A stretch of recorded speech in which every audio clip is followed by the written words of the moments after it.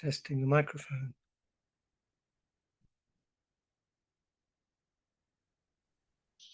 Sounds good, Hanif. Oh, thank you. Technology.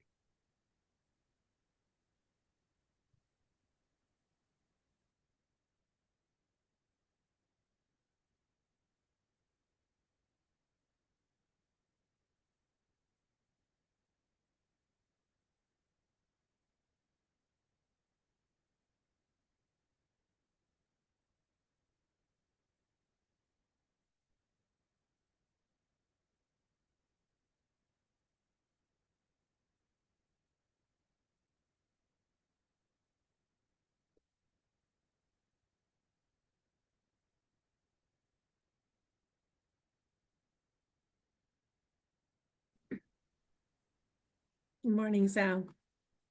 Good morning, Stephanie. How are you? So far, so good. Yeah. We have like a dusting of snow up here. It's like powdered sugar, kind of. Yeah, we're supposed to get a little something. It's probably coming our way from you guys. Yeah. Yeah, but Nothing serious though, and it's supposed to be 50 one day I next week. know. So I go know. figure. I know, but we Good. don't have anything on the ground otherwise, unlike you. So Yeah, we do have some stuff. yeah. It beats that dreary November blah without anything on the ground, you know. I know. I don't mind it. It makes my life a little bit easier with the kids. So you recall no Ben this morning, yes, because Correct, of his yeah. conflict. Yep. So Yeah, he had told us about that. I found my oh, note. he had? Okay. Yeah, I figured he would have. Morning, Adrian. Okay, I think we're we're all here, so I will call the meeting to order. On the agenda, we have a review of the RFP. Are we expecting anyone to discuss the communication strategy? That was in your note, Stephanie. Yep, I think Evelyn was going to speak to that. Yeah, Evelyn is going to hop on here. I apologize. With budget season, we're like trying to use every spare minute. So Sarah was just okay. talking to me about. Okay, great. Well, when she arrives, not for this, but Evelyn should be on. Yes. Yeah, when she arrives, without objection, let's add that to the agenda, and when she arrives, we'll let her jump on. Yeah, that should be the first. That's right in the communication or the discussion plan anyway on my list. So yeah, okay, great. Public comment. Is there anyone from the public who would like to comment on an item that is not on the agenda?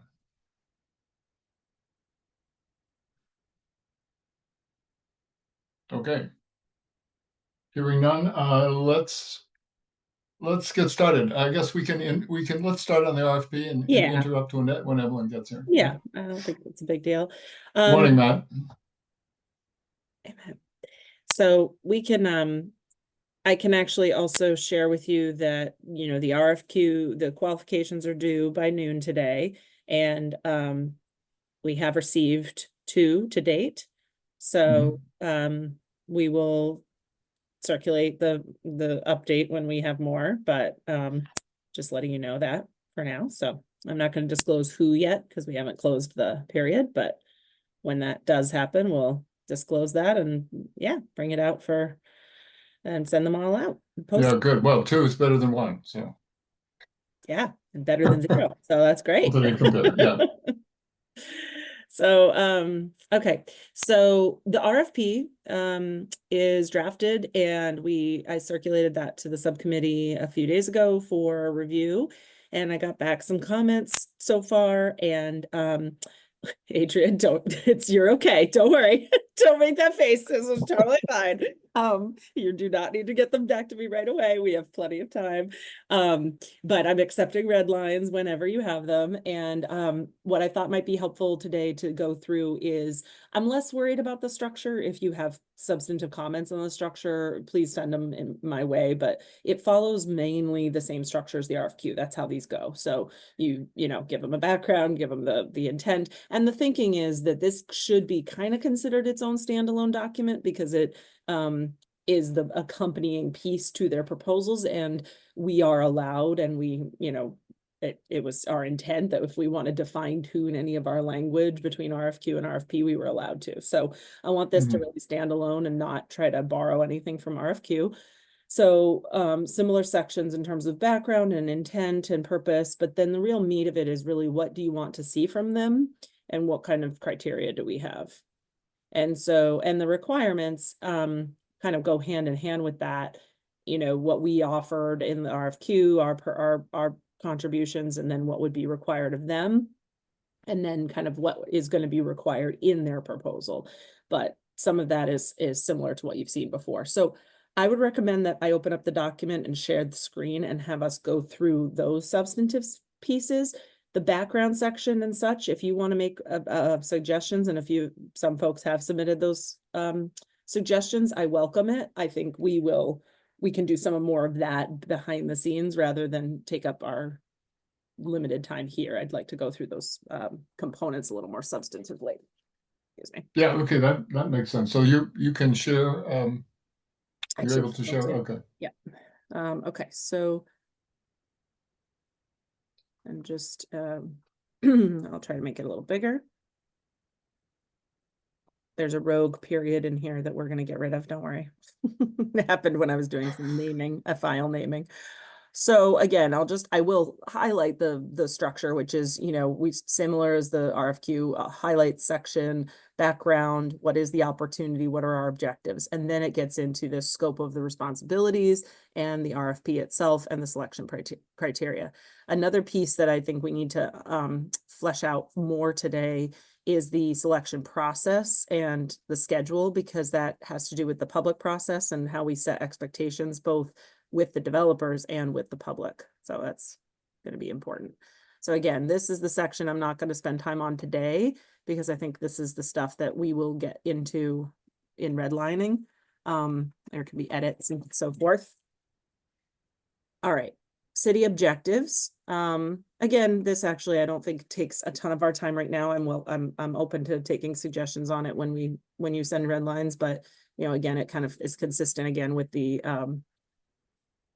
RFQ. It kind of was a little bit more, it tried to put a little bit more of a finer point on these items. Stephanie, can you just make it a tad bit bigger? Oh yeah, for sure. % just because Yep. my eyeballs aren't working this morning. Thank you. That a little better. Okay, yeah, great. Thanks. So I'm just trying to look for one other note here. Sorry. Okay. Sal, I am going to bring up a few of your yeah, that's fine. Comments so that we can talk about it. Sal raised the question of this number 2, advanced workforce and affordable, and then the kind of conflation between affordable workforce.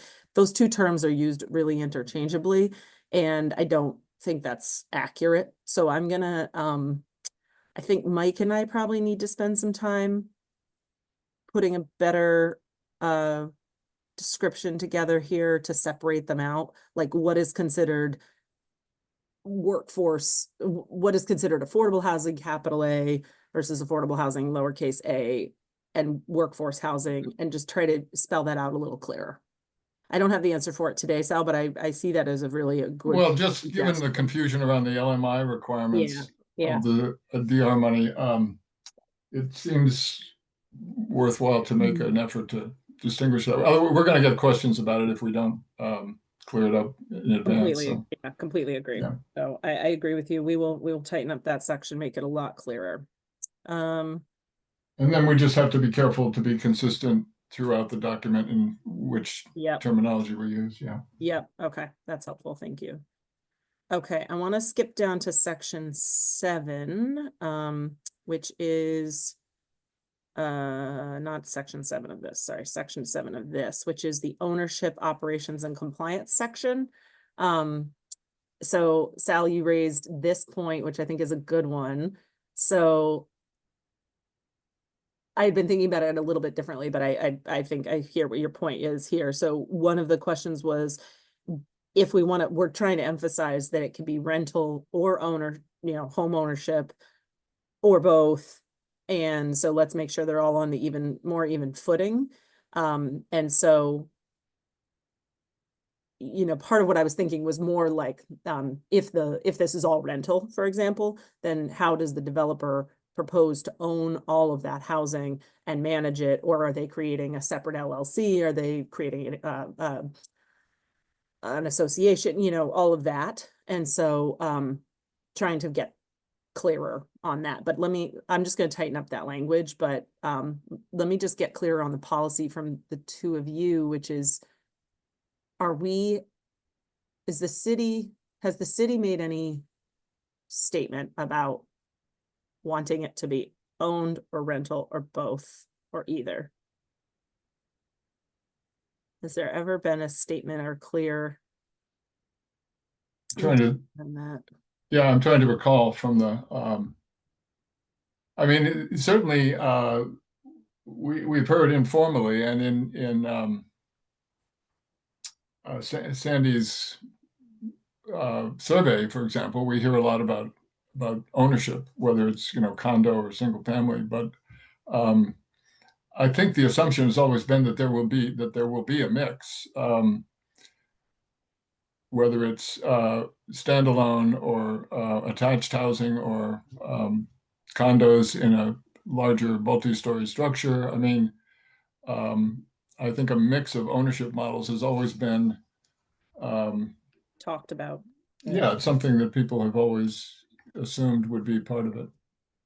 Are we opposed to one or the other if there were no ownership options or if there were no rental options up there? I mean, I don't know if there is, we should probably be very clear about that. I don't think we have been to date. I think we've been open to like what's out there.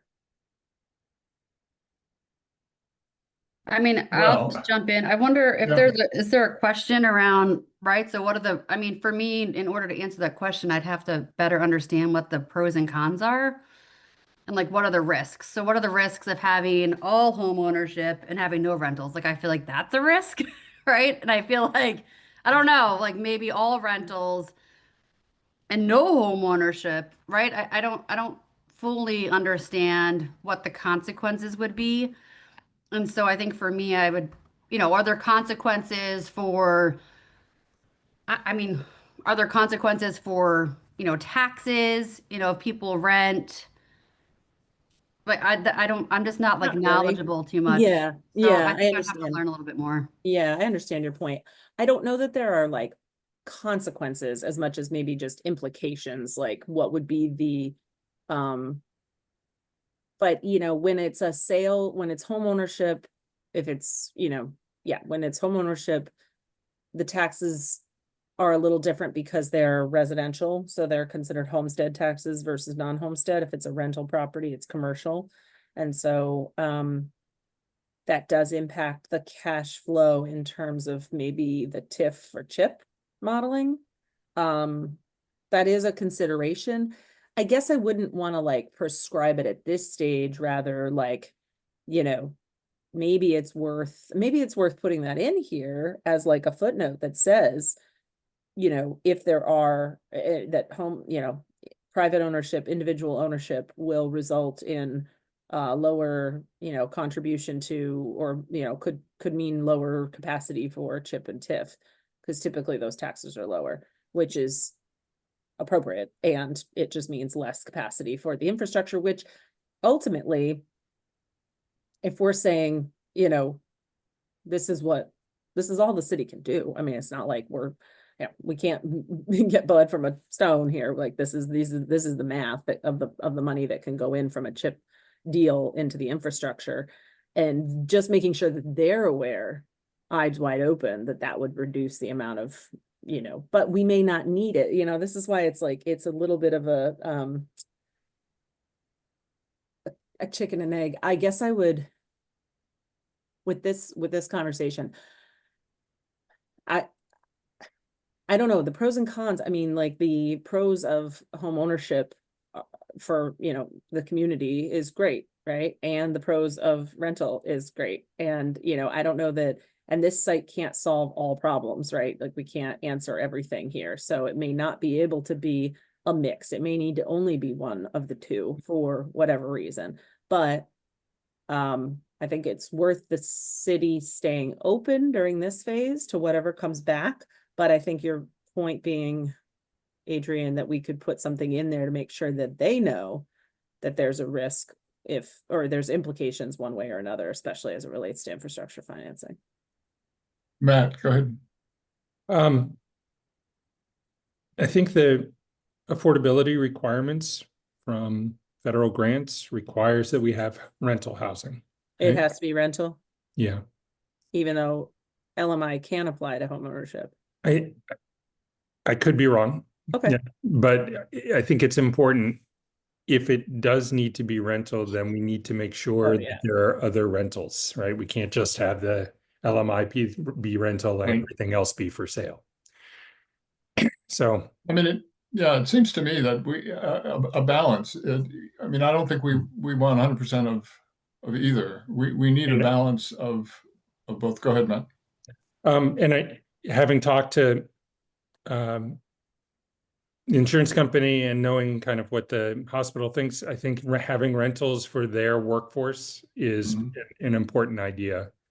That they're going to have nurses that come in and out or whatever that are going to have rental needs, and so that would be an audience that we would want to make sure is satisfied. We also, I mean, if this is a phased project, we also don't know what the proposals are, what the scope of the proposals is going to be at this point. Right. I mean, if it's a proposal for 300 rental units, I think that would raise some questions. But if it's a first phase of all rental or majority rental, I think we can evaluate that and then control for whatever balance we feel we need in future phases. But for now, it seems like we need to leave the door open to both, noting the comments that Matt made, if there's a way to, to express that. I mean, I agree that if there's an LMI requirement, we need to have some rentals that are exempt from the LMI requirement. And we ought to, at the very least, state that. All right. Yep, I hear you. I just need to do some more. Michael have the answer for this. I think I'm wrong, actually. I think you can have for sale ones, but either way, it needs to be. Yeah. You mean, Matt, you can have for sale what? LMI? Units? Oh, really? Mm-hmm. Yeah. I think you can too. I think its purpose is affordability, and affordability ownership is a different number than affordability rental, but I think that is the case too. But either way, we'll look into it and then we'll make that specifically called out. And then I think making it clear that the city has always envisioned it being a mix up there for different opportunities.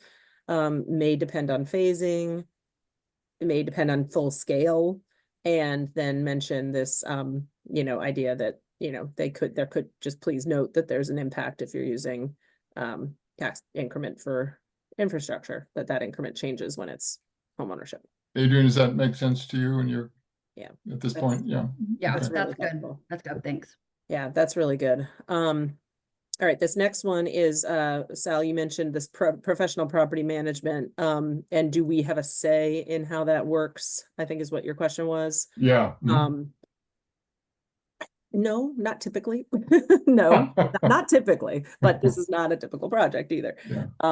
I would say, once it's, I don't know what kind of say you'd want to have, but this is a development agreement negotiation. You would have, maybe that's if there was something specific that the city really wanted to make sure of, XYZ, it could be negotiated in the development agreement. It could be discussed at least. If for some reason, and I doubt this is what you were thinking, but I'm just hypothesizing, if someone said Montpelier has a really bad reputation or really bad experience of working with this very specific out-of-state property manager, if there was a really bad, they have a terrible track record by, planning and zone or in code enforcement and fire department and stuff like that. If there was something like that, could you put that into your development agreement? Yeah, you could. Yeah, I guess my question was more with regard to the ultimate development agreement and not so much the RFP. Yes. As I was reading it, I was thinking, you know, how will this sugar out at the end? So Yeah. yeah, it makes sense that that's really an issue for the development agreement, I think. Development agreement, and I would say it's, the city should be thinking of, the things that are the most important to the city. So, what is it about that has specific importance? Is it the type of management? Is it on-site offices, that kind of thing. But it's a conversation, and again, the developers know this business so well that it'll be really worthwhile to listen to what they come to the table with anyway. So okay, getting into the actual request for proposals, standard, some of this is just standard form, which is the cover letter and the team quals, again, just trying to identify, and some of that might change between RFQ and RFP period. People rotate, so we like to make sure that we've got a sense of who that is, and then really get into that concept. And this is where things get really more substantive for us, and we start to see what is the actual number. They start to put pen to paper of actual the site plan, the affordability levels. How did they plan to make all of that pencil out, and what are they looking at? So I think that's valuable. And then coming down to a phased plan, if they do have a phase, if it's it's not required, but if they were just to propose one building at a time, we'd like to know that, and we'd like to know the years, the schedule, which I guess it gets into a little bit later. What are they expecting from the city? What kind of responsibilities, and what kind of infrastructure, and what's their budget? So this is the section that gets confidential pretty quickly. They want to keep some of that with their capital sources and stuff private. And we will look at that in depth, and we can ask a lot of questions.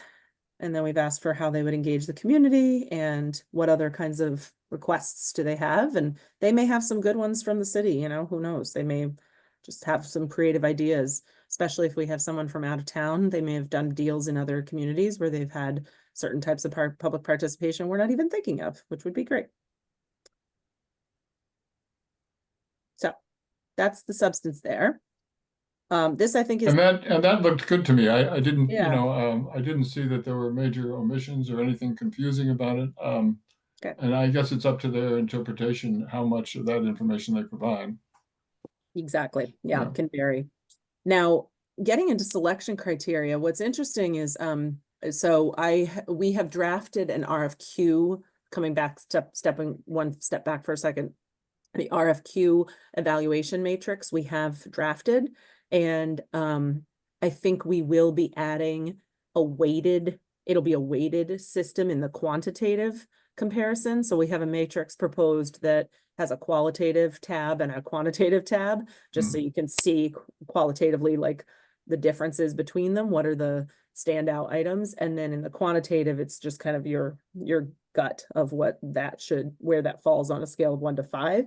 And I think we'll suggest a weight for some of that, because I think that matters when you're trying to, if everything's on a 1 to 5, some of those matter more than others. So selection criteria, similarly for the RFP, I think you'll have a better sense once we've gone through the RFQ process of creating a matrix, how you want to build the one for this. And that may impact, what I'm saying is the RFP we're reviewing today doesn't have to be issued till December 19th. Now we're going to send it to council before that, because we want it approved by council at the 17th, but so maybe a week before that, or roughly, but basically saying that we'll have gone through the quals review before we finalize this. So you may have feelings about this selection criteria after we go through that process. Makes sense. And then, yeah, I'm interested in getting into this point of the actual selection process of the again, we're just talking about proposals. And this is where I really want to get some help on this section here, which is how we involve the public after the proposals have been submitted. So just to recap, previously we'd talked about, and Adrian, you and I talked about the idea of kind of like, how do we help, residents right now know how to contact their counselor. They know how these things work. So let's stay with some existing practices of, contact your counselor, who maybe it's contact the counselor who's participating in the subcommittee. Maybe it's just contact your counselor, your general counselor. I don't know. But my question here is, so if we have them due on the 4th, and I'm suggesting that you take a month to do your interviews and your due diligence, and then the March 25th meeting, because by the time you get the selection made and then sent up to the full council, the selection is made on the 25th of March. That's my goal. That's my suggestion. If you want to tighten that up or lengthen it, let me know.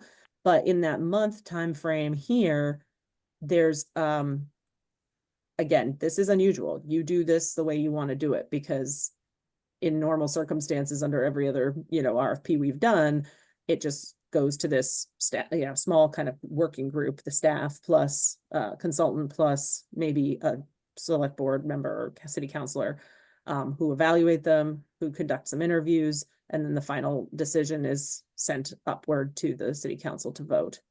But this is a more robust process. So I would say you have some options here, putting the proposals on the website so people can see them, at least the non-confidential components, and then have, an opportunity for them to contact one of the counselors to ask questions that you would ask in your interview. But I don't know what else you wanted to add into this. Is there ever a live component to this where the candidates make some sort of presentation to the public, or not typically? Not in the ones we've done, yeah. But could they be done? Could it be done? Yeah.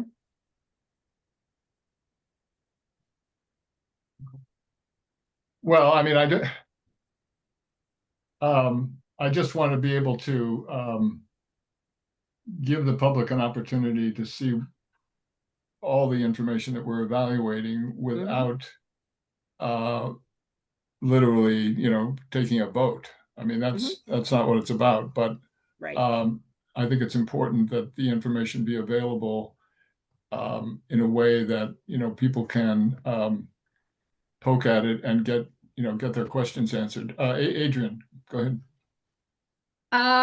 Okay, so if the proposals are due February 4th, I just gotta talk out loud for a second. And so what are the interviews with selected proposals if held? So that's like a month. So do you hold that? Like, can you just explain a little bit like what that looks like? Like, is it, Yeah. like, I don't know what that looks like. Yeah, it's so you would review the proposals that you have, and sometimes there's just a clear answer. Like, there's no need for an interview. You've picked your one. There's no need for an interview because this clearly hits all our marks. Now, think that a lot of these are smaller scope. You're talking about one property, maybe 100 units tops or something, and one of them is like, oh yeah, this is exactly what we were hoping for. And it's a good solid developer, and we're going to have to work out details, but we don't need to interview them to know that we want to keep going with the negotiations now, and that the other alternatives weren't valid or the right path. That's the situation where you wouldn't even need to conduct interviews. I doubt that's the case here, although if you only got one proposal and you just wanted to go forward with starting to negotiate the development agreement, that's also at your discretion. So then you would hold those interviews. If you're going to hold interviews, though, then you're going to hold those interviews and you're going to create a system of questions, that you're going to ask. Maybe you have a set of questions you ask both, or many, or whoever, but you probably have it's not like some interview processes where you have to ask the same questions every time. You may need to ask individual questions because these are, different, very different proposals. Yeah, makes sense. So sorry, I'm just trying to wrap my brain around this. So if they're due February 4th and we're thinking about March 25th. So if the proposals are due February 4th. Yeah. I mean, that's a long time. I know. Well, and you could hold a special city council meeting earlier if you want.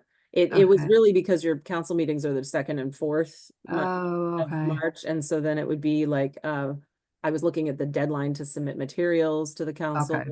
I was trying to back into it a little bit. Yeah. I mean, I'm fine with tightening it up too. I thought that was kind of long, but I didn't know how else to do it with those deadlines.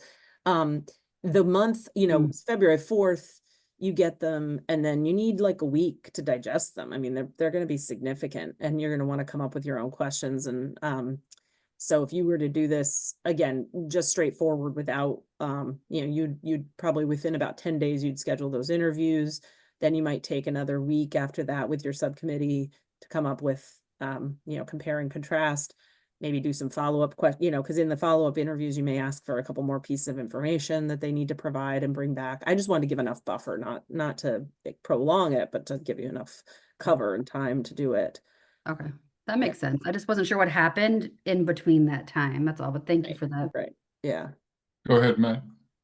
Stephanie, would it be appropriate at this point to go on field trips to see other projects that the developers have done, like in that period? Because if we want to see the quality of the construction or Sure. If they're local.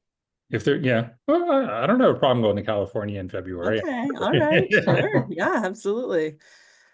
I am gonna put a little thing here, Adrian, because no matter what I should fill the gap of what that the 5th to the 25th looks like what's happening in those 10 days. And really what my thinking is subcommittee, makes decision. This is not the final language. I'm putting these in as cliff notes for myself, and sending materials to council.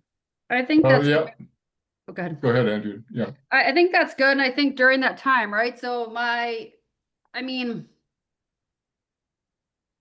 that, right, this is where Montpelier gets into this fine line of community engagement, right? So I think we want to make sure, I think we have to, right, this is where we have to think about this. So is it enough to put the, public proposals online, removing any, confidential information? We have a website for this. We can put up their proposals, we could put up, whatever I think the subcommittee feels is appropriate for public consumption. Just thinking in my head, the matrix or whatever we feel is, how to be as transparent as possible is this is what our criteria was. This is, our selection process. And this is, the folks that submitted based on these requirements. And so then we can put them up. Then is it the due diligence of the council? I think this is where roles and responsibilities come into play. Are we just going to be put it up on the website and, allow the community to go and look? Or do we want a proactive approach where Evelyn has that communications plan and we point people to the website? Does council, on our own host those, Saturday morning workshops and let people, provide feedback? How robust is this process between February and March? Is that up to council to kind of get out to the community and gather input? Is there more of a formal city, open house? I don't know, allow people to come in and ask questions. I don't want to go too crazy, but I don't want too little that people, because we know our community and this is. Yeah, no, That's interesting. I agree. I'm wondering if there's a way we can, is there a space where we can post? The website is great, but not everybody can use it, and it might not be the best way to display some of this information. Is there a way to display hard copy of, some of the more visual information, so people can, review it in person somewhere? Go ahead, Matt. I think if you just put the pictures up, that puts the emphasis on the pictures. And I don't think that most people, in my experience with 40 years of practice and 20 years of teaching, most people don't read drawings well. And so opening yourself up to a lot of conjecture from people who don't have a lot of expertise about these subjects. Yeah. So Yeah. I would strongly caution against just saying, look, here's a bunch of pretty pictures. Which pretty picture do you like most, without having a, I don't know. Yeah. That seems really dangerous, because it's not about the pretty pictures, right? Yeah. It's not. We want it to be beautiful, and we want it to fit into the landscape, and we want it to be Well, there can be reasons why certain decisions are made, you know, yeah. for affordability, for wetlands preservation, for Energy conservation. connectivity, energy conservation. Those decisions are all, you know, weighed out, and something may not look as pretty because it has a bunch of solar panels on it. Some people hate that look, but Well, I agree. I agree, Matt. It's a delicate situation, but without some form of visualization, what you Right. end up with is people walking onto the site 2 years later and saying, "What the heck is this?" They're going to do that anyway, Sal. Well, I'm sorry. No, I mean, they are. I know. I saw Evelyn there for a minute, and then she disappeared. Evelyn, are you? She probably. Good morning. Yes, I am here. Thanks. Ah, there you Hi. go. So, folks, let's interrupt and let Evelyn help us review the communication plan. Yeah, I'm happy to go through some of the updates thus far. I also just wanted to chime in, since we were talking about different ways to display the information. Something that the library has done for us in the past is dedicate a table in the entryway, or just at the room where kind of all the other rooms branch off, for information displays, whether it's a combination of we like printouts of the FAQs or other documents that we want to share in like a more visually accessible way. So when we can have Yeah. things just presented in a way that we can kind of curate, almost like I was also thinking of using like a vacant store window idea too, for bigger items. Thank you, Evelyn. That's helpful. Good to know that. Sal, I might suggest, instead of doing the because we're kind of in this flow of talking about the process, could we table, and then, because her communications update might be relevant, if we park that at the very end. Is that okay? Okay, I just wanted to take advantage of her. I didn't know what her time was like, but yeah, Evelyn, are you with us till 9? I am with us all the way for whatever you need. Okay. Thank you. All right, that makes sense. Let's keep going. Because this public question, there's one idea, is that you could somehow open up. I don't like the idea of having it be almost like a public interview of the developer, like having them be at the table and having anyone ask them whatever question they want.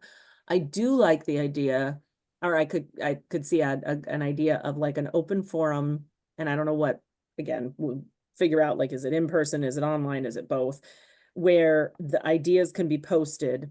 And then this gets back to what the submission requirements are, because maybe one of the submission requirements is provide us with a 3-page or 2-page fact sheet of your project, and try to put the most relevant information in there with a picture or two or a plan or two, but that really kind of summarize it.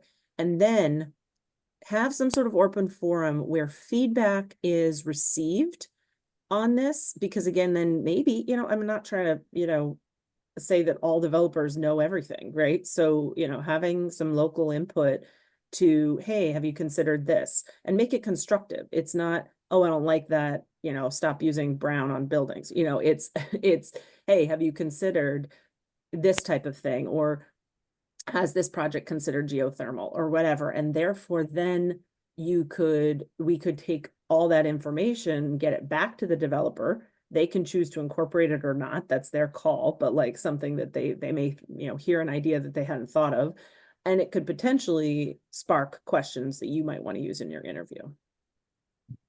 Just a thought. Oh, Matt. Yeah, go ahead, Matt. Couple things.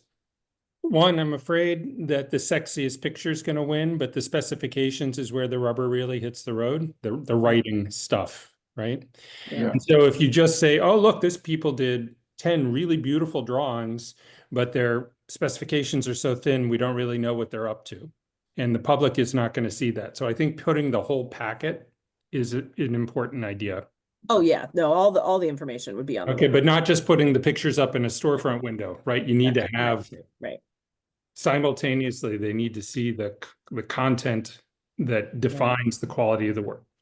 Well, and is it feasible? Yeah.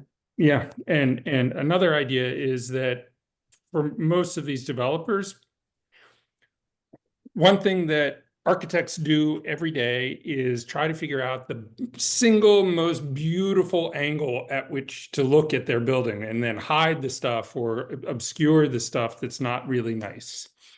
So perhaps it would be feasible, and Stephanie, you will know better than I. What we would require of a student is to either make a physical model, which is very expensive, or at this point, probably an animation where they could see around the building and see this. We're not asking for a monument, we're asking for architecture, and architecture is the space between things. We want to see that public space and where paths go as people walk across the site.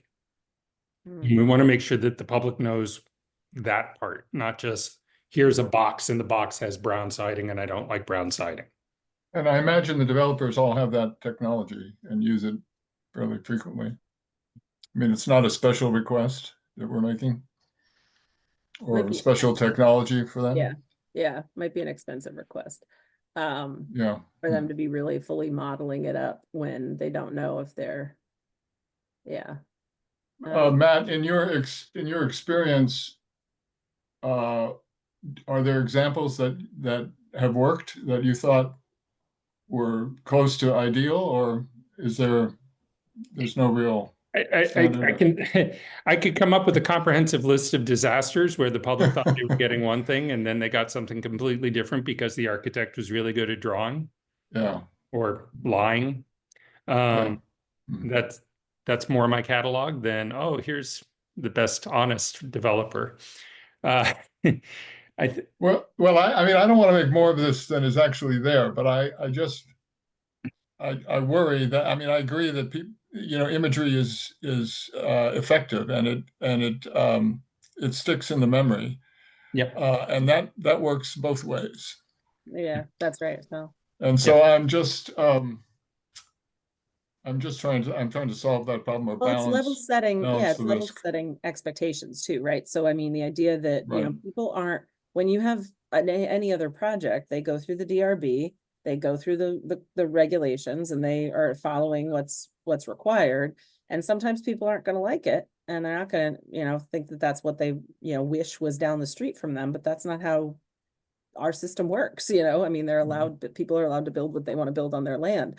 Now, this being a public property to start with is, of course, a different scenario, but at the end of the day, they're going to own it. They're going to be paying the taxes on it. They're going to be putting in that capital and putting in this investment. They need to know that no matter what, they need to know it makes sense. It's going to work. It's going to actually get, reduce revenue and be sellable, like that people are going to, afford the units. So, balancing all of that. I don't want someone to submit an idea and then it doesn't get accepted and they get upset, right? That's one thing that we've got to balance. But at the same time, if they've had a chance to at least suggest something and they may or may not have been accepted or, done, but it was considered, does that feel good? And maybe some of the ideas do get accepted and.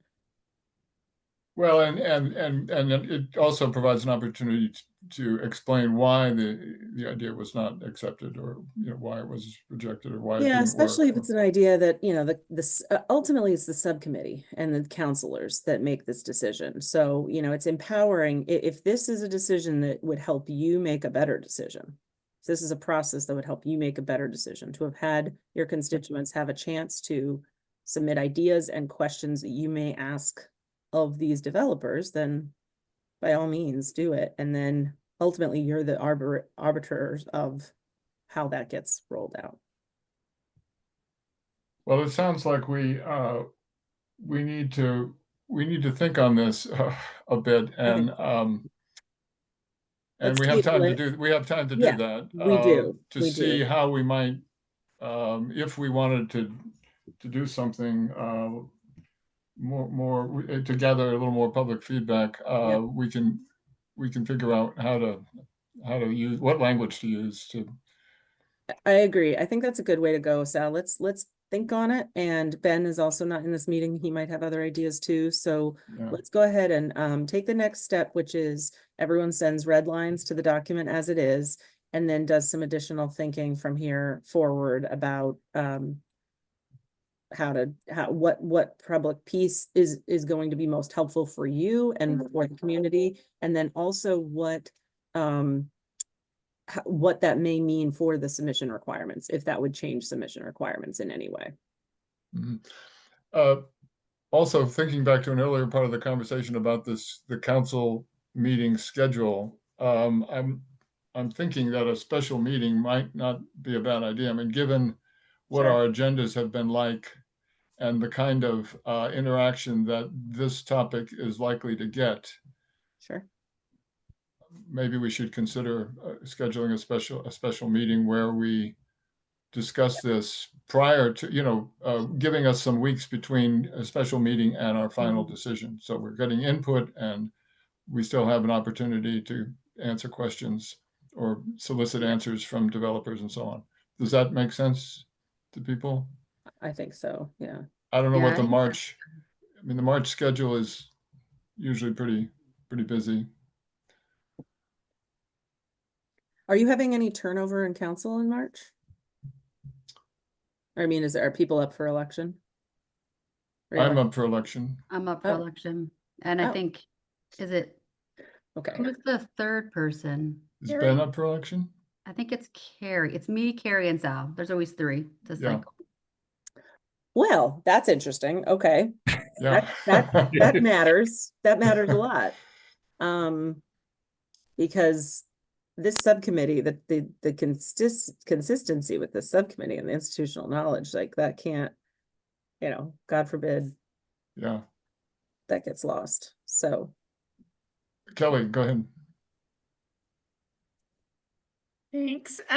So just for scheduling purposes and also for this very kind of situation, we probably would want to front load in February. So that then, we've got some consistency in the decision making around this topic, and hopefully, everything will work out. But yeah, we do have some elections coming up in March. And so March does get a little bit busy, especially with sort of, the town meeting day cycle.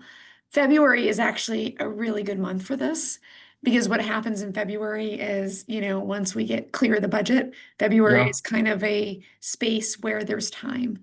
I feel like there's always something. And we can certainly fill it with this. But if we can schedule appropriately, I do think that it's possible. And, we have the 2 meetings in February, but we could potentially add a third. And I do think that this topic area, I think you're spot on in terms of, maybe making this one agenda. And then also there was some discussion about whether we wanted to maybe do an open house or something like that. We could also schedule that as well. So coming out of January into February, I think would probably be better. And looking at February 4th, timeline, maybe just after or just before. So add a meeting before the regularly scheduled, or not between scheduled meetings, but yeah, we could do either. I mean, January is going to be a pretty heavy schedule. Just, you all have been carrying a very heavy schedule. So maybe this will feel like a reprieve. I don't know. But you're coming out of, just the thick of budget deliberations, which, I mean, just given where we are, I anticipate that we'll need. Right now we've got the 7th, the 14th, and the 21st slated as, so we don't get anything until the 4th of February. Is that right? Yeah. So we kind of need so a I week. think just after makes sense, honestly. Okay. Why don't I go ahead and put some thought into that schedule again and try to see what might be reasonable in terms of timeframes. Yeah. And also make a suggestion. Okay. I want to Go ahead, Matt. I was just going to offer to, I think I could be a resource to the council members that, if Kelly agrees to that, if you wanted me to sit and walk through the drawings, plans, I mean, this is what I do. So I'm happy to participate in those conversations, either one-on-one with council members, just so that you can see what I'm seeing, which I think is probably valuable. I don't know if I'd be willing to put myself in front of the public unless I was required to, but I could also lead a conversation about the drawings and plans with a community meeting. Oh, that's a great idea, man. Mhm. If that could work, I think that'd be Is that, invaluable. Kelly, I'm didn't talk to you about this and I don't want to side, you No, know. that sounds great. Yeah. Yeah. Yeah, I think Okay. that's a really good idea. Uh, Okay. I'll think, maybe Matt and I and Kelly will put our heads together on a suggestion, a revised timeline. Yeah, because I think we can expedite and kind of, as you say, pack February, we can expedite it if we're all working with the same kind of set of lenses about what we're looking at. Mhm. Mhm. Right. Hmm. And so having a structured meeting with the subcommittee just to go through rather than having everybody do it on their own, maybe. Well, and if it's recorded, it's available for folks to watch Yeah. and listen to as Yeah, well that's if true. they're interested. Yeah. Well, And with so, like, if we just, I know, I mean, again, I'm not trying to give anybody, but if the council would say, all right, well, on some period of time, 3 hours, we're going to sit down and go through them as a team and have the subcommittee working together to go through it, then I think we could get a lot of work done in a very brief amount of time. Yeah, Mhm. no, that's a great idea. Let's work towards scheduling something like that. Yeah, Adrian's shaking her head. Yeah, good. No, it makes sense. Thank you, Matt. Yeah. So that was it for the RFP, and then I think this is a good time to pivot to Evelyn to give our Yeah, good. We have, I know, Adrian, you probably have to surprising 9 jump minutes. off right We're at good. 9. So Yeah. let's Excellent. switch gears here. Evelyn, Excellent. I'll keep this speedy. go ahead. I'm going to Yeah. share my screen, just I'll follow along, if that's okay with everybody. Yeah, please. Yeah. Document here. Great. And I've just been making notes in this kind of as we go along here. Okay, go back up to the top. I'll get dizzy. Okay, so I love the objectives, and I think this gives us a great way to structure how we roll out the whatever updates we are putting out, and I'll get to a couple of those things down below. So I don't have a ton there. I wanted to note for the group. So we talked about so there are communication channels that are free to us. Obviously, the website, Zen City, with things that we've already paid for, social media, etc. And then we talked about press. Putting things in like a paid column. So the bridge is fairly expensive. So in my note over here, if we were to do basically a full page ad is about $1,300. Half page is $650. Anything less than a half page is hard. We would have to be really thoughtful about what we would want to put in there.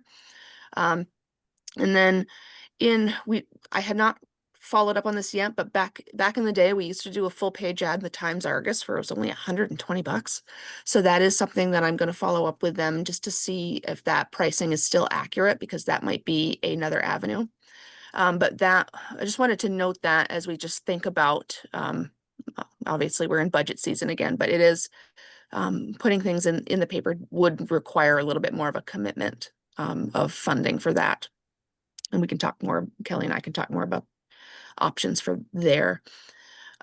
Meetings, coffee with the mayor. I think this is going to be a great addition to adding some more of that content in, getting it across in a way that is more conversational. That's really hard to duplicate outside of a one-on-one conversation.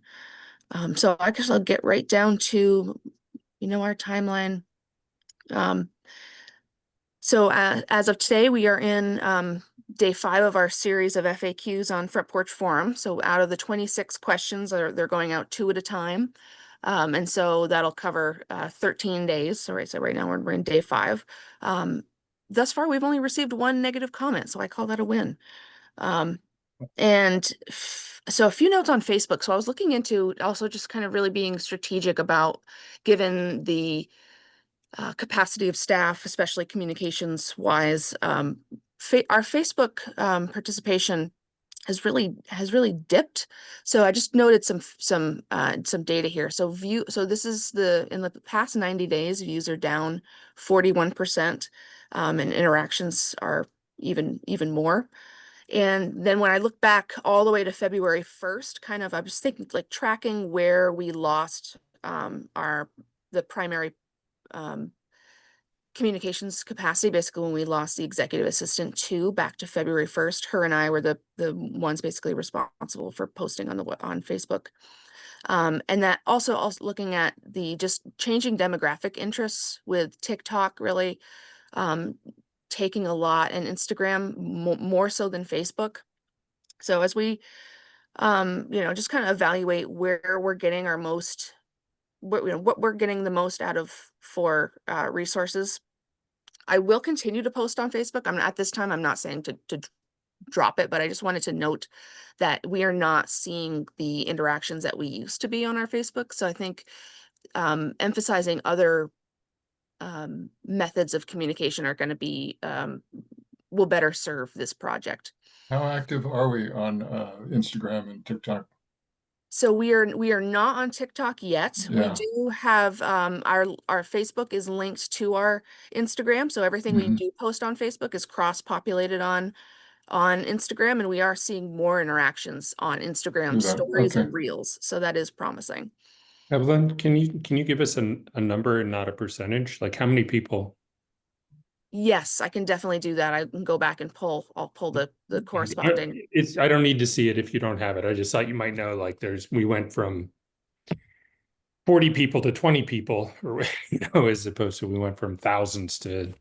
Yeah, no, we're definitely not in the thousands. The last time I looked at our followers, we had about 8,000 on Facebook. So not a lot, but what happens is when the more people share those, the more it gets seen by audiences that are not just our followers. So that has been happening a lot less.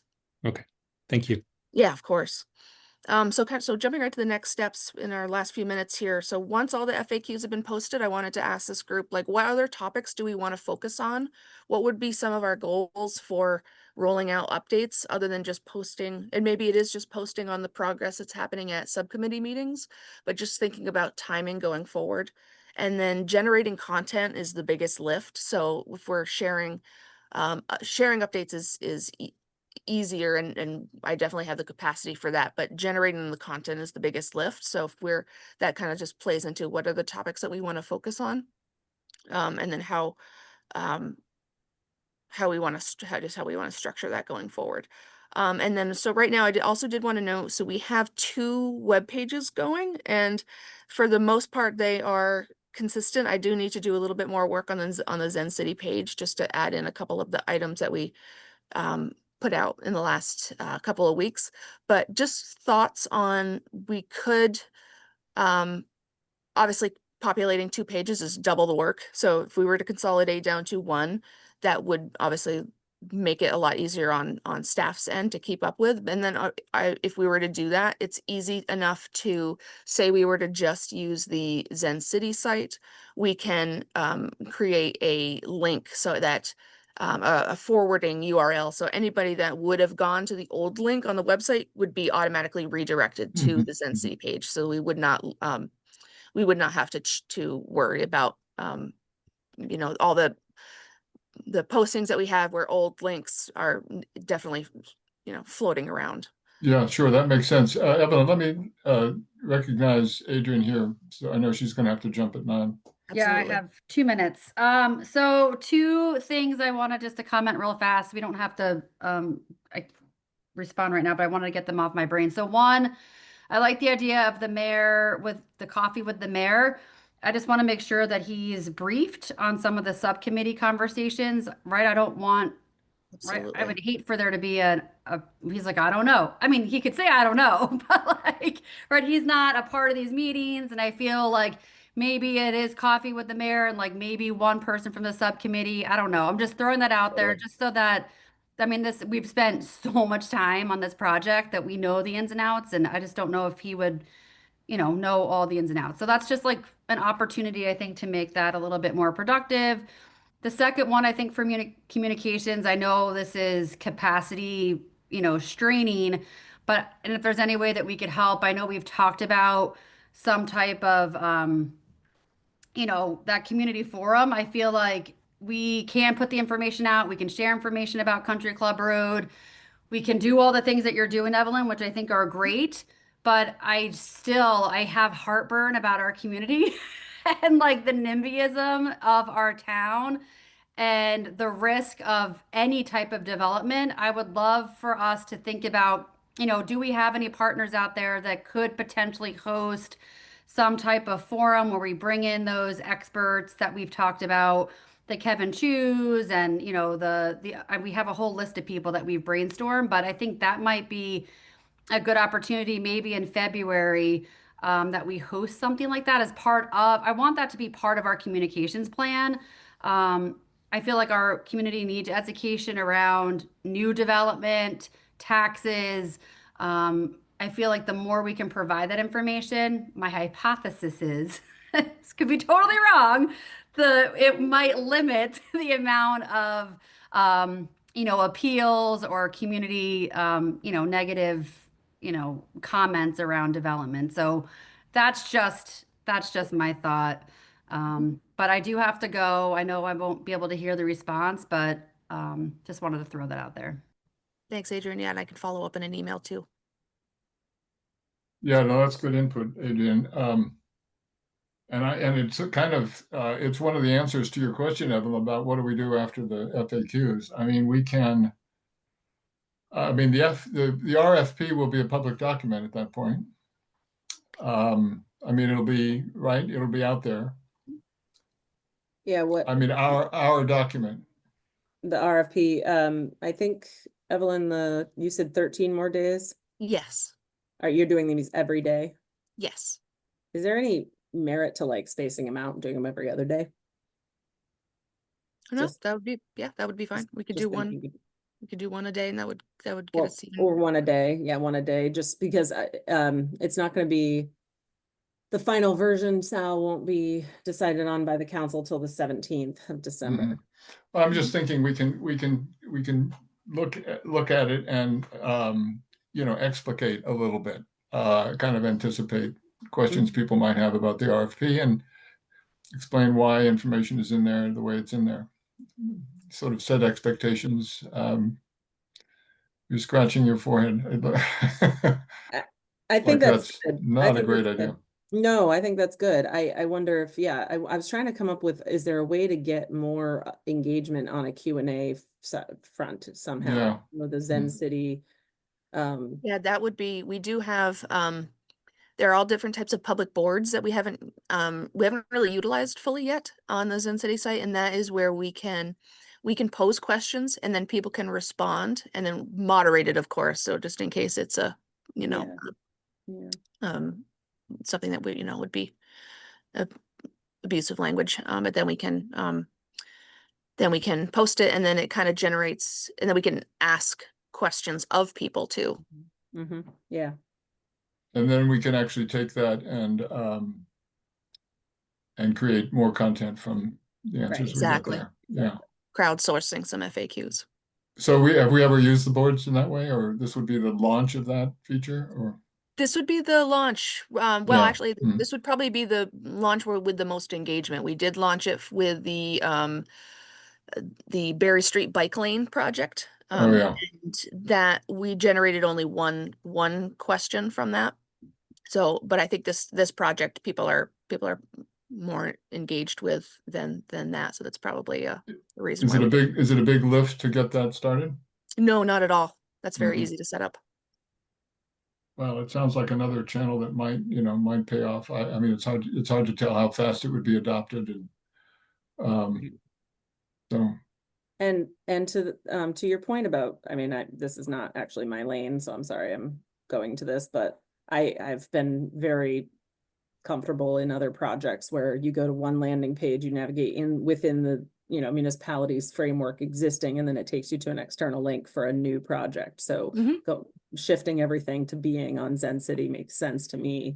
I don't think you have a downside there from a UX perspective, right? So yeah, we can do everything and more on Zen City that we can do on our actual website. Just from the perspective of, so that everyone, they still go to the same link that we've been in everything, but it just bumps them over to the other site just to reduce your labor so that we can be utilizing time better, I think is always a good thing. Yeah, no, that makes Sal, good I sense. do have to jump. I have another, 4 minutes late for another meeting as well. So Yeah, no, great. Thanks, Stephanie.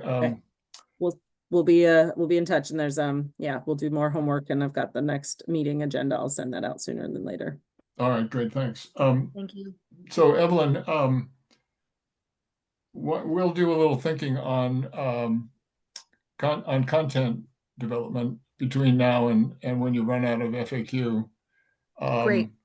I mean, we certainly want to be careful on how much we spend and where we spend it. The idea of going with the Argus, for example, makes sense to me. Excellent. Yeah, I think we could do several pages there, for a lot less than we can do one elsewhere. So it kind of makes sense. All right, so I don't think we have another meeting for what, 10 days or so. I can't remember when the next meeting is, but somewhere between now and then, I'll urge committee members to think about and communicate with you on ideas for content. that would be great. Thank you. Okay. Anything else before we go? All right, great. Thanks, everybody. We are adjourned. Thank you, Sal. Have a good holiday.